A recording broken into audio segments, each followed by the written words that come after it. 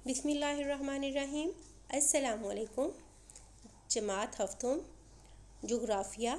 बाब नंबर हमारा 4 है। बाब का नाम है कुर्रा हवाई का दर्जा हरारत, और हम लोगों ने जो टॉपिक पढ़ना है वो भी यही है कि कुर्रा हवाई का दर्जा हरारत। ज़मीन की हवा के बारे में, हवा के कुर्रे के बारे में हम इससे पहले भी डिटेल के साथ पढ़ चुके हैं। आज हम पढ़ेंगे सिर्फ कुर्रा हवाई के दर्जा हरारत के बारे में, टेम्परेचर के बारे में।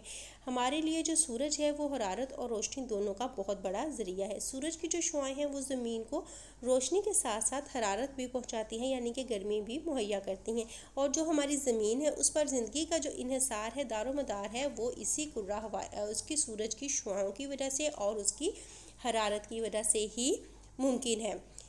हमारी ज़मीन जो है वो सूरज के गिर्द चक्कर लगाने वाला एक सैयारा है।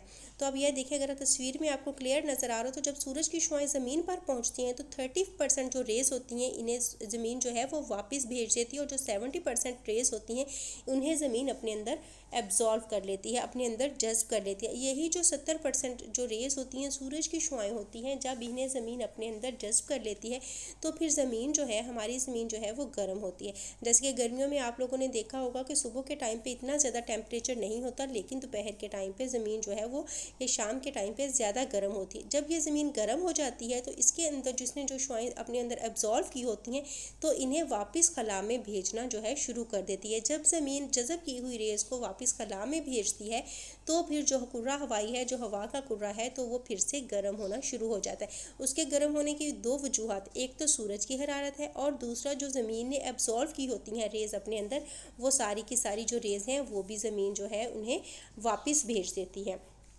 अब जो ज़मीन है वो सूरज के गिर्द चक्कर लगाती है। हमारी ज़मीन गोल है, ठीक है। गोल होने की वजह से ज़मीन पर जो सूरज की शुआएं हैं वो सारा साल एक जैसी नहीं पड़ती। कभी ऐसा होता है कि ज़मीन पर सूरज की शुआएं जो हैं बिल्कुल सीधी पड़ती हैं, लेकिन कभी ऐसा होता है कि ज़मीन पर सूरज की जो शुआएं हैं वो तिरछी पड़ रही होती हैं। जब सूरज की शुआएं ज़मीन पर सीधी पड़ रही होती हैं तो उसकी वजह ये क्या होती है, तो उस वक्त जो होता है टेम्परेचर जो होता है वो बहुत ज़्यादा होता है।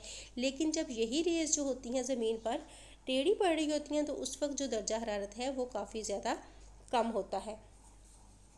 जैसे अगर, क्योंकि अमूदी शुआएं जो होती हैं, जो टेढ़ी शुआएं होती हैं, उनको ज़मीन तक पहुंचने के लिए, सीधी शुआओं को ज़मीन तक पहुंचने के लिए फ़ासला जो है वो कम तय करना पड़ता है। वो सीधी चूँकि आ रही होती हैं, लिहाजा उनकी कम हरारत जो है वो फ़िज़ा में जज़ब होती है। उस वक्त जो हरारत होती है शुआओं की वो फ़िज़ा में कम जज़ब होती है और ज़मीन तक जो है वो ज़्यादा पहुँचती है। लेकिन इसके साथ ही जब तिरछी शुआएँ हैं वो ज़मीन पर ज़्यादा रकबे पर फैल जाती हैं या ज़मीन पर ज़्यादा जगह ले लेती हैं तो उनकी शिद्दत जो है वो कम हो जाती है। जब तिरछी शुआओं को ज़मीन वापस भेजती है तो वो छोटे रकबे पर फैली होती है, इसलिए वहाँ पर हरारत की जो शिद्दत होती है वो काफ़ी कम होती है। इन्हीं वजूहात की बिना पर तिरछी शुआओं को दर्जा हरारत ज़्यादा नहीं होता, जबकि अमूदी शुआएँ या सीधी शुआएँ जो होती हैं वहाँ पर दर्जा हरारत ज़्यादा होता है।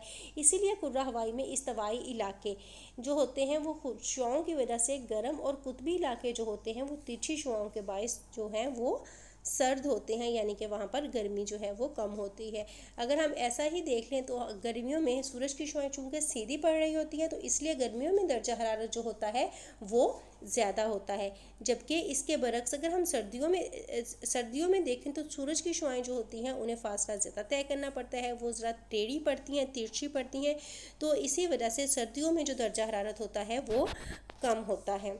अब कुर्रा हवाई के गर्म होने की वजह क्या है, ज़मीन जो हरारत वापस भेजती है इससे कुर्रा हवाई जो है वो गर्म हो जाता है। उम्मीद है कि ये टॉपिक आपको अच्छे से समझ में आ गया होगा। अपना ख्याल रखिएगा। अल्लाह हाफिज़।